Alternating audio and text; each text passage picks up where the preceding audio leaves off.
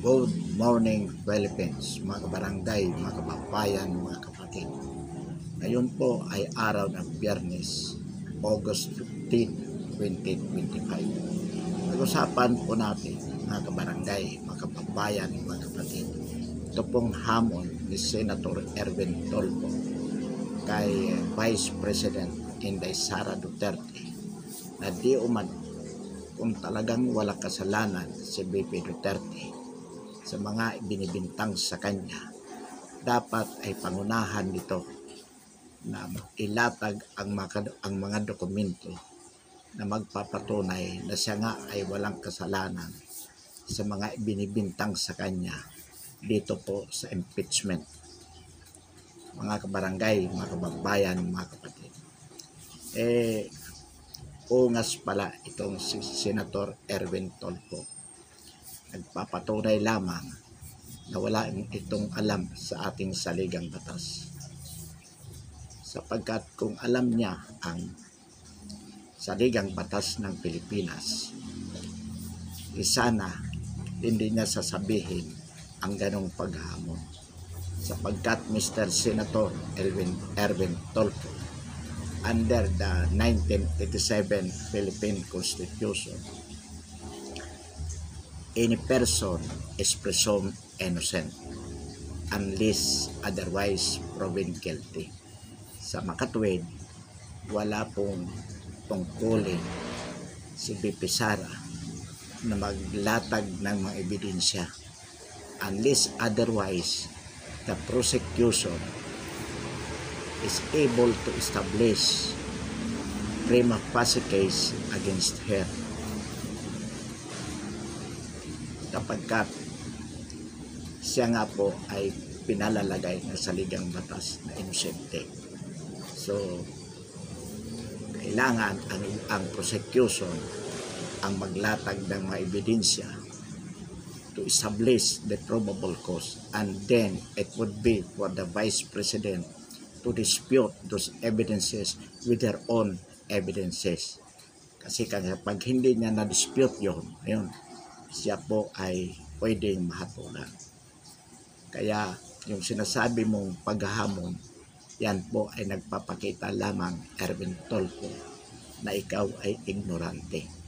Ignorante na nagmamarunong, nagmamayabang. Kung ikaw kaya ang pagsasabi hahamunin natin, alam mo may lumalabas sa mga balita na ikaw di umano ay sangkot sa nawawalang sabungero, sa mga nawawalang sabungero. At lumabas na sa balita na di umano ikaw ay kakasuhan. Kung sabihin kaya natin ngayon, kahit wala pang kasong na isasampa sa iyo, kung wala pa man, maglatag ka na ng mga ebidensya mo para patunayan mo na wala kang kasalanan o talagang hindi ka sangkot sa mga nawawalang sabungero. Di ba? Pangit. Hindi ba very awkward yon?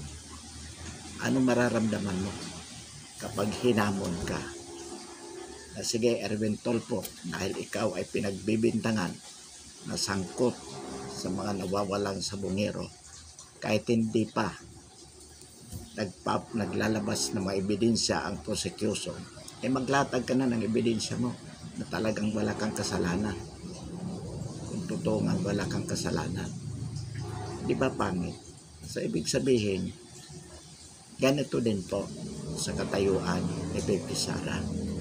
Hindi ka dapat maghamon sapagkat ikaw ay isang mambabatas, kagalang-galang. Supposedly, you know what is provided in the Constitution relative to the status of whoever would be accused of whatever crime.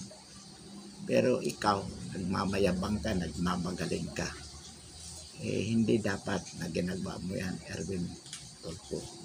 Sapagkat kung sa'yo gawin yan, ay pangit din. Sabihin mo, ay hindi totoo yan. Sabi, may kasabihan nga tayo, Mr. Senator, walang usok kung walang apoy.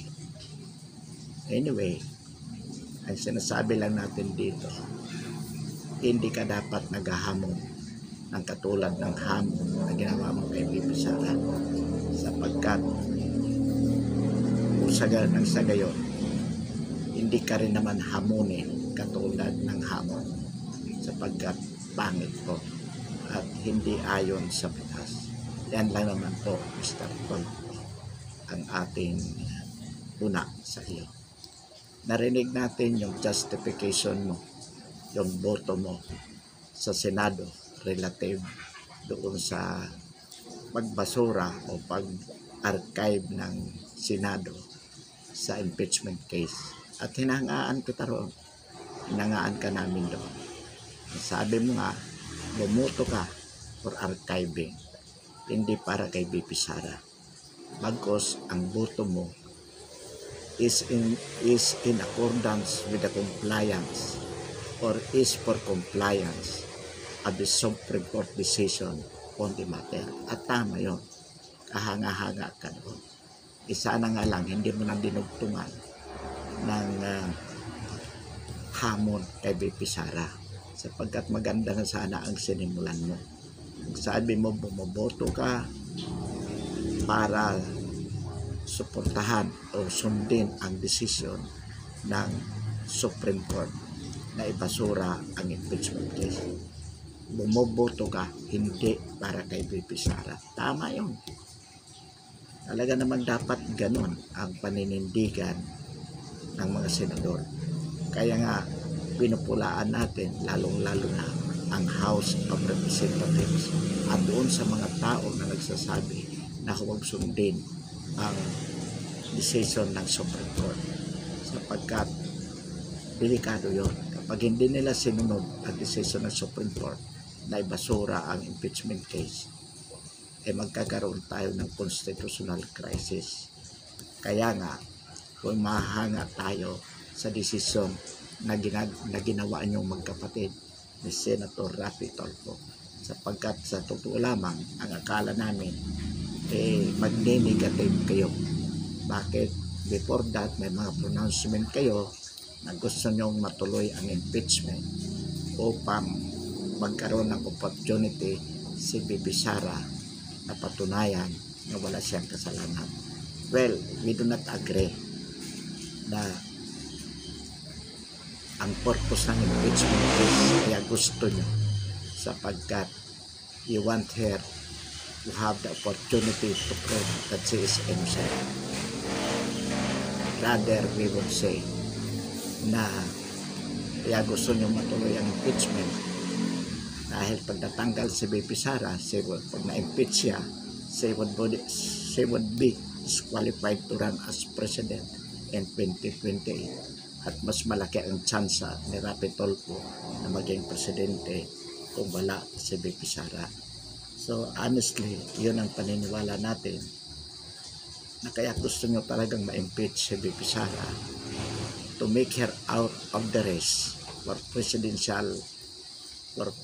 president in 2028, because alam natin na si Raffy Tulfo ay nag-ambisyon din.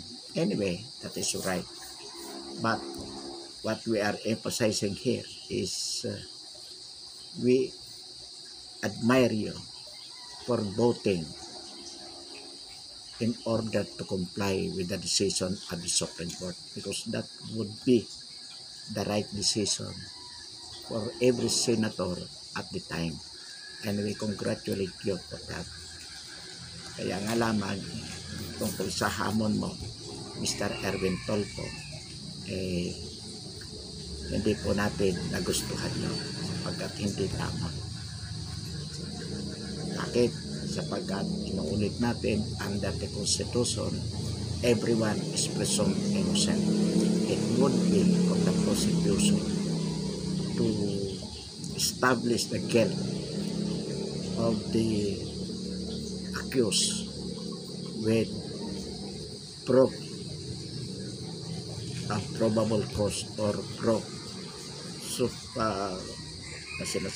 with certainty for conviction, administratively with substantial evidence, and once it is established by the prosecution only then that the accused is required to submit his evidence to dispute what the prosecution has established. Pero kung hindi pa naman nakapag-establish ang prosecution and under the circumstances ay wala talagang pagkakataon ang prosecution to establish that dahil na-archive yung kaso, of course, until there would be a refiling after February 6. But at the moment, yung sinasabi mong hamon na kung walang kasalanan si BP Sara, maglatag siya ng kanyang mga ebidensya, off tangent yan.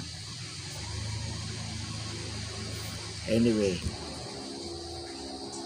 we repeat that we congratulate you for voting during the Senate session last August 6,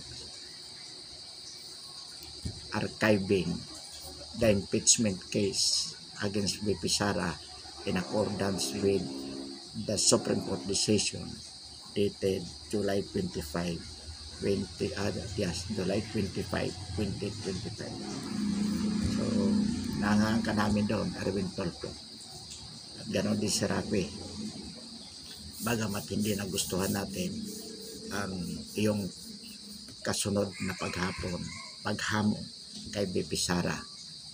Pansamantala, mga kabarangay, mga kababayan, mga kapatid, pinabakasan natin ang ating talakayan ngayong umaga. Muli, maraming pong salamat.